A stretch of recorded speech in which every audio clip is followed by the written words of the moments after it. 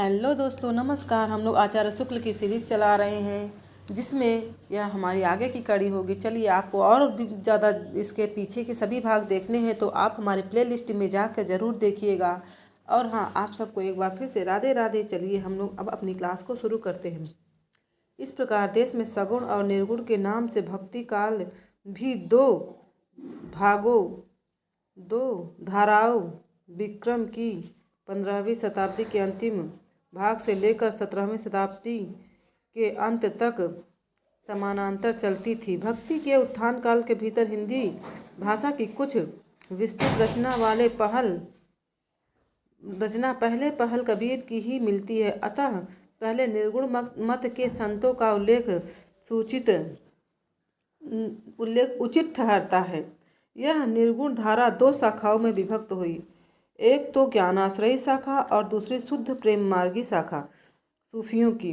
पहली शाखा भारतीय वज्रयान और योग साधना को लेकर तथा उसमें सूफियों के प्रेम तत्व को मिलाकर उपासना के क्षेत्र में अग्रसर हुई और सगुण के खंडन में उसी जोश के साथ तत्पर रही जिस जोश के साथ पैगंबरी मत बहुदेवोपासना और मूर्ति पूजा आदि के खंडन में रहते हैं। इस शाखा की रचनाएं साहित्यिक नहीं, फुटकल दोहों व या पदों के रूप में है, जिनकी भाषा और शैली अधिकतर अव्यवस्थित और ऊटपटांग है।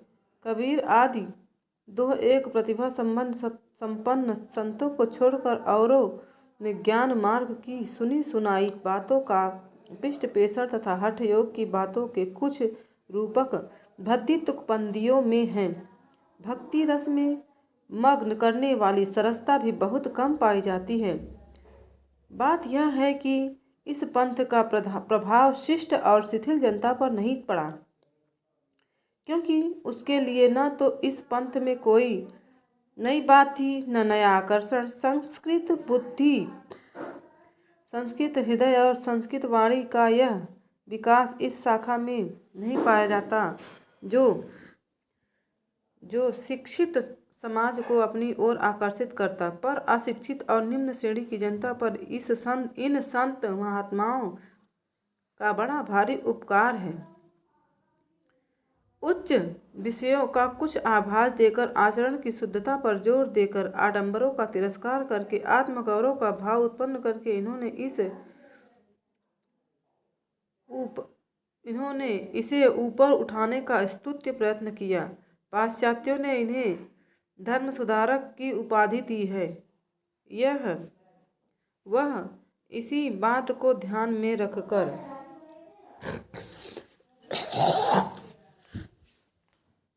जिनकी प्रेम मार्गी माध्यम से साहित्य कोटि के भीतर आते हैं, इस शाखा के सब कवियों ने कल्पित कहानियों के द्वारा प्रेम मार्ग का महत्व दिखाया है। इन साधक कवियों ने लौकिक प्रेम के बहाने उस प्रेम तत्व का आभास दिया है जो प्रियतम ईश्वर से मिलाने वाला है। इस प्रेम कहानियों का विषय तो वही साधारण होता है, अर्थात किसी राजकुमार का किसी राजकुमारी के अलौकिक सौंदर्य की बात सुनकर उसके प्रेम में पागल होना और घर बार छोड़कर निकल पड़ना तथा अनेक कष्ट और आपत्तियां झेलकर अंत में उस राजकुमारी को प्राप्त करना। पर प्रेम की पीर की जो व्यंजना होती है वह ऐसा विश्व व्यापक रूप में होती है कि वह प्रेम इस लोक से परे दिखाई पड़ता है। हमारा अनुमान है कि सूफी कवियों ने जो कहानियाँ ली हैं वे सब हिंदुओं के घर में बहुत दिनों से चली आती कहानियाँ हैं, जिनमें आवश्यकता अनुसार उन्होंने हेर फेर किया है। कहानियों का मार्मिक आधार हिंदू है। मनुष्य के साथ पशु पक्षी और पेड़ पौधों को भी सहानुभूति सूत्र में बद्ध दिखाकर एक अखंड जीवन समष्टि का आभास देना हिंदू प्रेम कहानियों की विशेषता है। मनुष्य के घोर दुख पर वन के वृक्ष भी रोते हैं, पक्षी भी संदेशे पहुंचाते हैं। यह बात इन कहानियों में मिलती है। शिक्षितों और विद्वानों की काव्य परंपरा में यद्यपि अधिकतर आश्रयदाता राजाओं के चरित्रों और पौराणिक या ऐतिहासिक आख्यानों की ही प्रवृत्ति थी, पर साथ ही कल्पित कहानियों का भी चलन था। इनका पता लगाना लगता है दिल्ली के बादशाह सिकंदर शाह संवत 1546 से लेकर 1574। सिकंदर शाह का समय कितना है? 1546 से 1574 के समय में कवि ईश्वर दास ने सत्यवती कथा, देखो ईश्वर दास की कथा, सत्यवती कथा किसकी है? ईश्वर दास जी की नाम की एक कहानी दोहे चौपाइयों में लिखी थी, जिसका आरंभ तो व्यास जन्मेजय के संवाद से पौराणिक ढंग पर होता है, पर जो अधिकतर कल्पित, स्वच्छंद और मानवीय मार्ग पर चलने वाली है। वनवास के समय पांडवों को मार्कंडेय ऋषि मिले, जिन्होंने यह कथा सुनाई। मथुरा के राजा चंद्रोदय की कोई संतति न थी। शिव की तपस्या करने पर उनके घर में उनके वर से राजा को सत्यवती नाम की एक कन्या हुई। जब कुमारी हुई तब नित्य एक सुंदर सरोवर में स्नान करने शिव का पूजन किया करती थी। इंद्रजीत नामक एक राजा के 4 पुत्र थे। एक दिन ऋतुवर्ण शिकार खेलते खेलते घोर जंगल में भटक गया। एक स्थान पर उसे एक कल्प वृक्ष दिखाई पड़ा, जिसकी शाखाएं 30 कोस तक फैली थी। उस पर चढ़कर चारों ओर दृष्टि फैलाने पर उसे एक सुंदर सरोवर दिखाई पड़ा, जिसमें कई कुमारियां स्नान कर रही थी। जब वह उतरकर वहां गया तो सत्यवती को देख मोहित हो गया। कन्या का मन भी उसे देखकर कुछ डोल गया। ऋतुवर्ण जब उसकी ओर एकटक ताकता रह गया, तब सत्यवती को क्रोध आ गया और उसने यह कहकर कि एक चित्त हमें चितवत, जस जोगी चित्त जोग, धर्म न जानमी पापी कहसी, कीन कति ते लोग। श्राप दिया कि तू कोढ़ी और व्याधिग्रस्त हो जा। ऋतुवर्ण वैसा ही हो गया और फूट फूट कर रोने लगा। रोवे व्याधि बहुत पुकारी, खोहन बिछ रोवे सब झारी, बाघ सिंह रोवत बन माही, रोवत पंछी बहुत ओनाही। सब वह व्यापक विलाप सुनकर सत्यवती उस कोढ़ी के पास जाती है, पर वह उसे यह कहकर हटा देता है कि तुम जाओ, अपना हंसो खेलो। सत्यवती का पिता राजा एक दिन जब उधर से निकला, तब कोढ़ी के शरीर से उठी दुर्गंध से व्याकुल हो गया। वह आकर उस दुर्गंध की शांति के लिए राजा ने बहुत दान पुण्य किया। जब राजा भोजन करने बैठा, तब उसकी कन्या वहाँ न थी। राजा कन्या के बिना भोजन ही नहीं करता था। कन्या को बुलाने जब राजा के दूत गए, तब वह शिव की पूजा छोड़कर न आई। इस पर राजा ने क्रुद्ध होकर दूतों से कहा कि सत्यवती को जाकर उसी कोढ़ी को सौंप दो। दूतों का वचन सुनकर कन्या नीम की टहनी लेकर उस कोढ़ी की सेवा के लिए चल पड़ी और उसने कहा, तो ही छाड़ अब मैं कित जाऊं, माई बाप सौंपा तू ठाऊं। कन्या प्रेम से उनकी सेवा करने लगी और एक दिन उसे कंधे पर बिठाकर सत्यवती तीर्थ स्थान कराने के लिए ले गई, जहाँ बहुत से देवता, मुनि, किन्नर आदि निवास करते थे। वहाँ जाकर सत्यवती ने कहा, यदि मैं सच्ची सती हूँ तो रात हो जाए। इस पर चारों ओर घोर अंधकार छा गया। सब देवता तुरंत सत्यवती के पास दौड़े आए। सत्यवती ने कहा, ऋतुवर्ण को सुंदर शरीर प्राप्त करने का वर मांगा। व्याधिग्रस्त ऋतुवर्ण ने तीर्थ में स्नान किया और उसका शरीर निर्मल हो गया। देवताओं ने दोनों का विवाह करवा दिया। ईश्वर दास ने ग्रंथ के रचना काल का उल्लेख इस प्रकार किया है। भादो मास पौष पाय उजियारा, तिथि नवमी और मंगलवारा, नखत अश्वनी मेष क चंदा, पंच जना सो सदा आनंदा। जोगिनीपुर दिल्ली बड़ थाना, शाह सिकंदर बड़ सुल्ताना, कंठे बैठ सरस्वती विद्या, गणपति दीन ता दिन कथा आरंभ यह ईश्वरदास कवि कीन।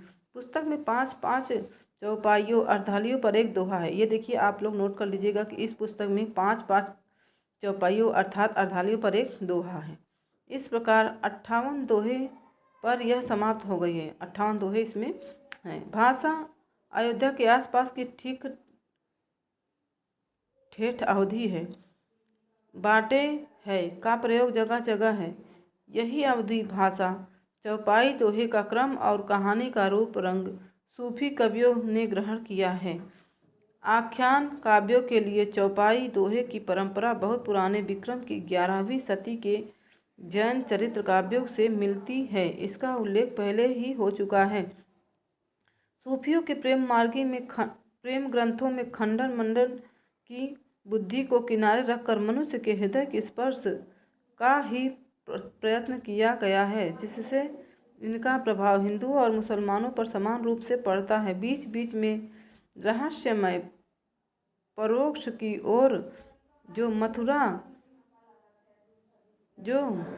मधुर मुसलमानियों पर समान रूप मधुर संकेत मिलते हैं। अच्छा, रहस्यमय परोक्ष की ओर जो मधुर संकेत मिलते हैं वे बड़े हृदयग्राही होते हैं। कबीर में जो रहस्यवाद मिलता है वह बहुत कुछ न परिभाषित संज्ञानों के आधार पर है, जो वेदांत और हठ योग में निर्दिष्ट है।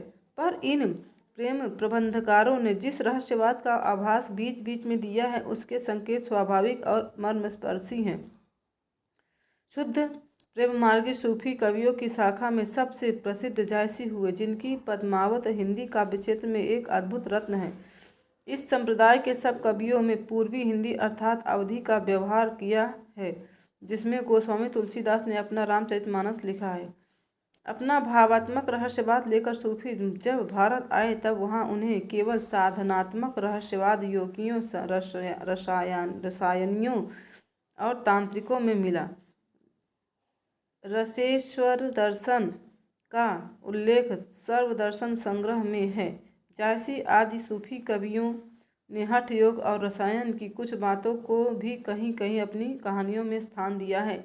जैसा ऊपर कहा जा चुका है, भक्ति के उत्थान काल के भीतर हिंदी भाषा में कुछ विस्तृत रचना पहले कबीर की ही मिलती है। अतः पहले निर्गुण संप्रदाय की ज्ञानाश्रय शाखा का संक्षिप्त विवरण आगे दिया जाता है, जिसमें सर्वप्रथम कबीर दास जी सामने आते हैं। तो चलिए अब हम लोग प्रकरण 1 का वाचन शुरू करते हैं। प्रकरण 2 निर्गुण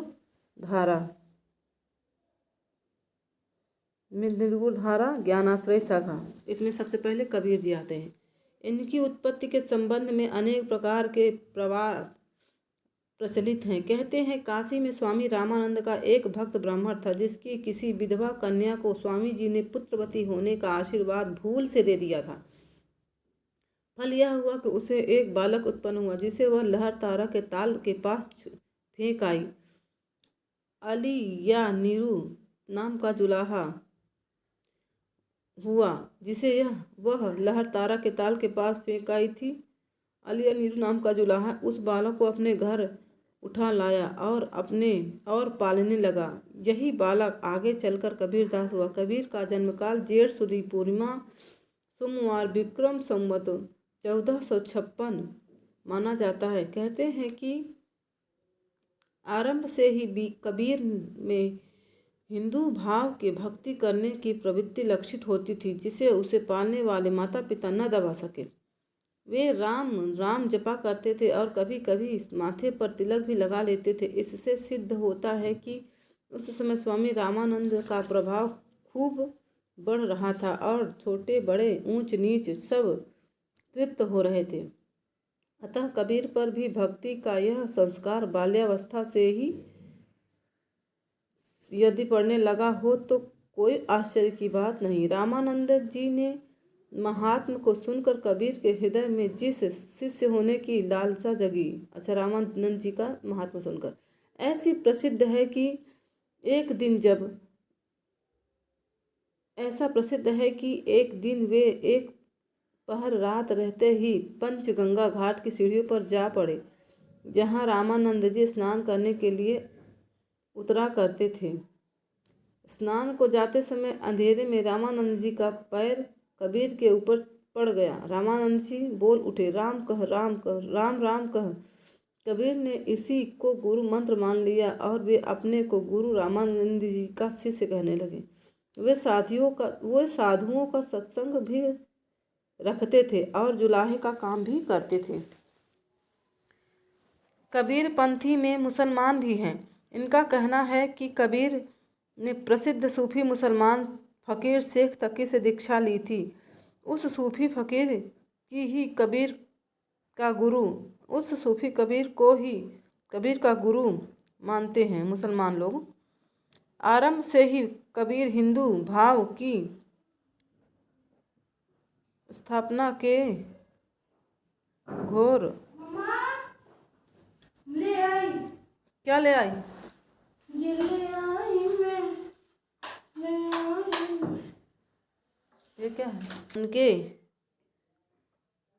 आसंग में हैं भी सम्मिलित होते रहे होंगे, उनके सत्संग में भी सम्मिलित होते रहे होंगे। जैसा आगे कहा जाएगा, रामानुज की शिष्य परंपरा में से होते हुए भी रामानंद जी भक्ति का एक अलग उदार मार्ग निकाल रहे थे, जिसमें जाति पाति का भेद और खान पान का आचार दूर कर दिया गया था। अतः इसमें कोई संदेह नहीं कि कबीर को राम नाम रामानंद जी से ही प्राप्त हुआ, पर आगे चलकर कबीर के राम रामानंद जी के राम से भिन्न हो गए। अतः कबीर को वैष्णव संप्रदाय के अंतर्गत नहीं ले सकते। कबीर ने दूर दूर तक देशाटन किया। इसमें हिंदी सिखाया है, विज्ञान, संस्कृत, समाज विज्ञान, गणित और दृढ़ हुई। अधिकतर वे सगुण रूप का कुछ परिज्ञान उन्हें रामानंद जी के सत्संग में करते ही पहले ही था। फल यह हुआ कि कबीर के राम धनुर्धर साकार राम नहीं रह गए, वे ब्रह्म के पार्थक हुए। दशरथ सुत तिहु लोक बखाना, राम नाम का मर्म है आना। सारांश यह कि जो ब्रह्म हिंदुओं की विचार पद्धति में ज्ञान मार्ग का एक विवरण, पर उसी को कबीर ने सूफियों के ढर्रे पर उपासना का ही विषय नहीं, प्रेम का भी विषय बनाया और उसकी प्राप्ति के लिए हठ योगियों की साधना का समर्थन किया।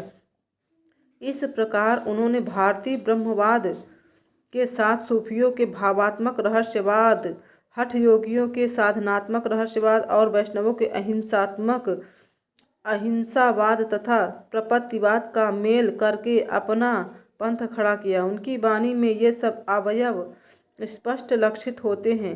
यद्यपि कबीर की वाणी निर्गुण वाणी कहलाती है, पर उपासना क्षेत्र में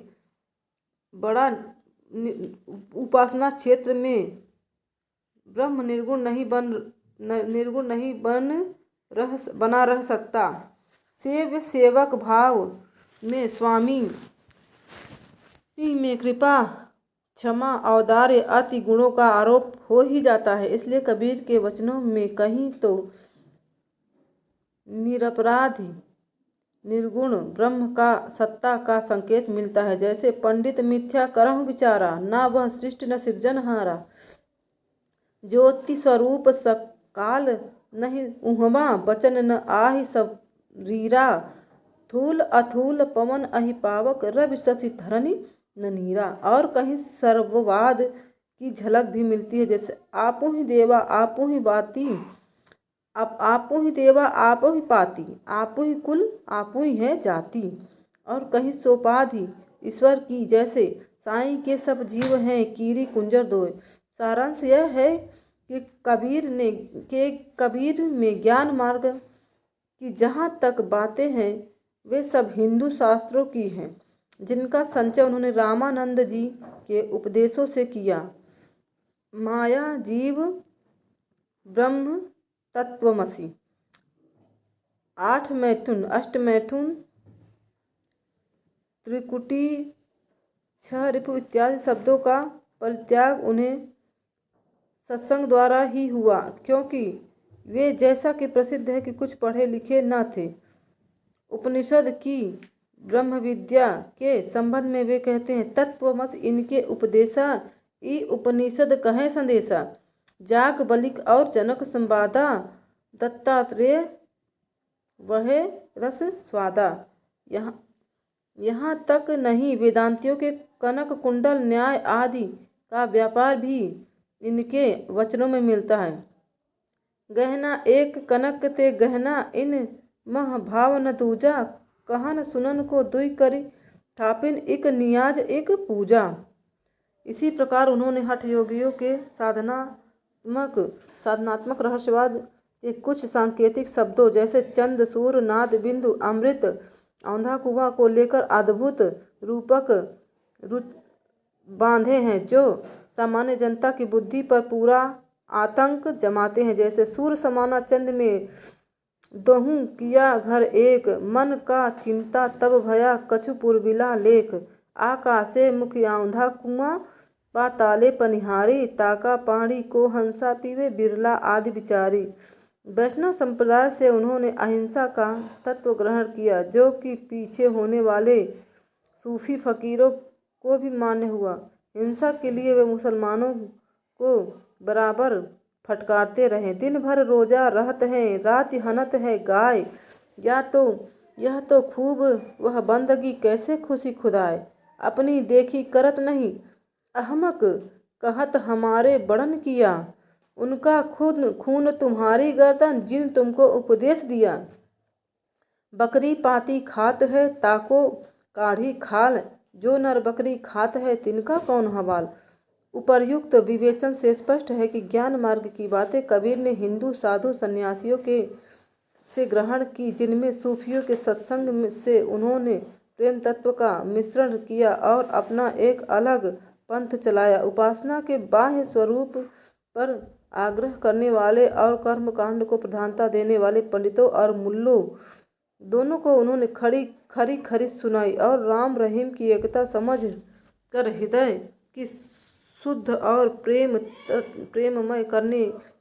को शुद्ध और प्रेममय करने का उपदेश दिया।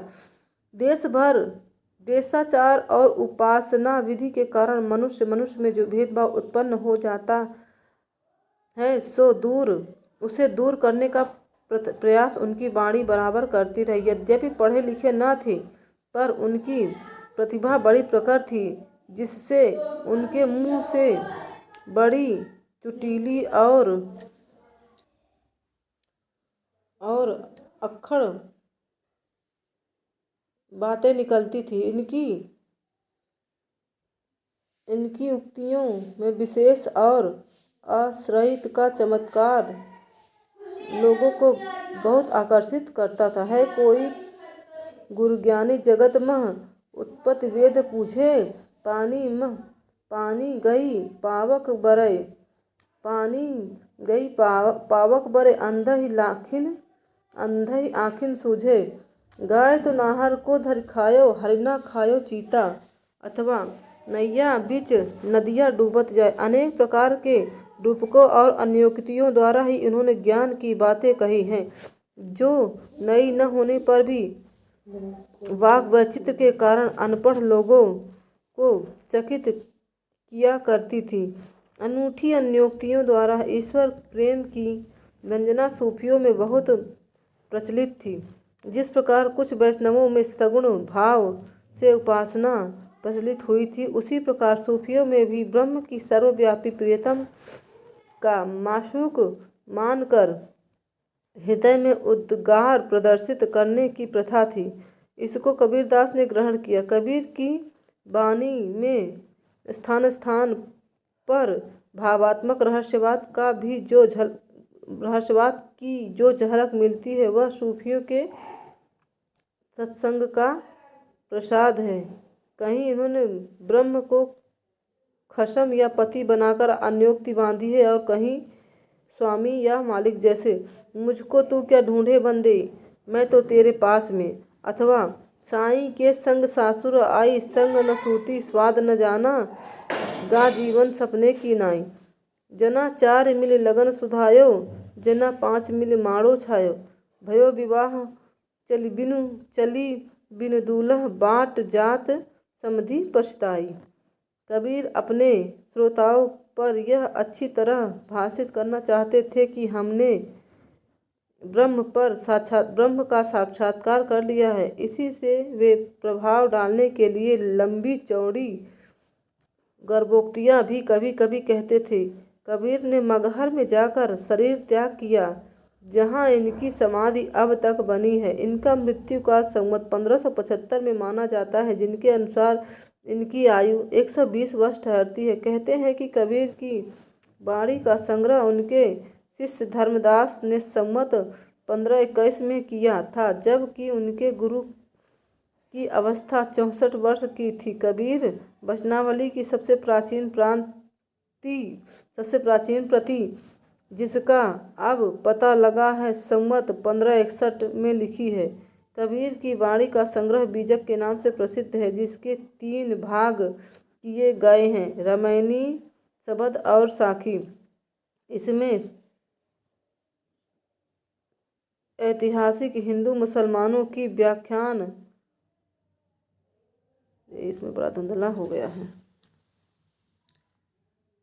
अस्तित्ववाद की वृद्धि, प्रेम तत्व की, थोड़ा क्षमा करना यार, ये सब चलिए छोड़ के। हाँ बलि कब देखोगी तो ही, आहनिस आतुर उर्मल कारण ऐसो।